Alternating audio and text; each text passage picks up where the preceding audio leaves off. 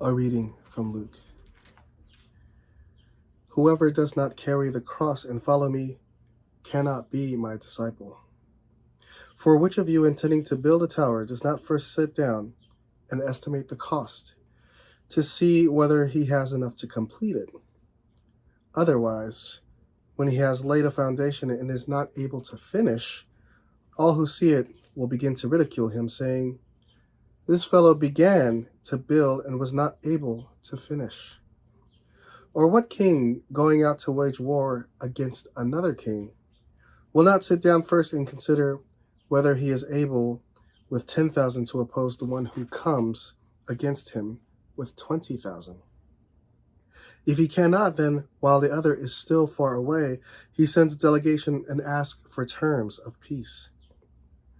So therefore, none of you can become my disciple if you do not give up all your possessions. This one sometimes is a difficult passage to hear. This passage from Luke is asking us to give up all that we have to follow Jesus. Before we get there, though, let's think about what else this passage is saying. This passage is giving us examples of what happens when we don't think things all the way through. So there's the example of somebody who would be humiliated if they were thinking about building a tower and didn't consider everything they needed to make the project happen. Or even a king who wanted to get into battle and didn't have enough troops. The things that are in common with these two persons is that they did not think all the way through about what they were entering into. Discipleship is not an easy thing. And to enter into discipleship requires a lot of commitment and requires our whole selves. And so when we think about what is being asked of us at this time, it's being asked for us to think about how we're entering into discipleship.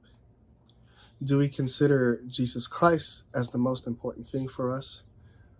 Or maybe it's something that we have that's a material possession. We can't put anything material over Jesus Christ. If we want to follow Christ, we want to follow Christ, and we go all in. And so we might have talent. We might know how to play the piano very well, and we have a favorite piano that nobody is able to touch. Or we play a sport very well, and we guard that equipment with our lives. Whatever the situation, we can always use those things at different times, even when they're taken away. We can always get them back. They're just things. They're just possessions. We have them one day and the next day we don't. But the one thing that we do have is the love of God. And we have God with us. And that will always stay with us. And if we want to be a disciple of Christ, then we have to put our whole heart and mind into it. So we have to think, and we have to understand and know that following Jesus takes precedence over everything. And the things that we do have, like the saying goes, we can't take them with us. But one day we will be with Christ again when we're leaving this world.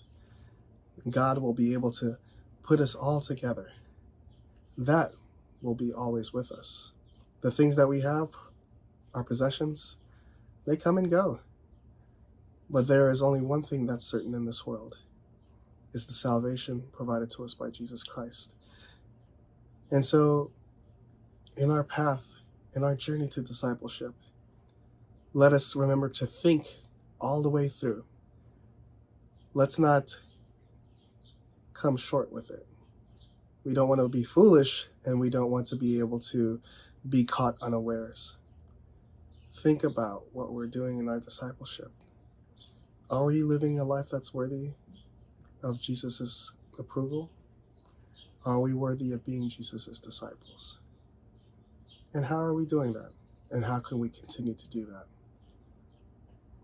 Let's keep that mission number one in our lives, not the things we have, because one day they'll be taken away. Amen.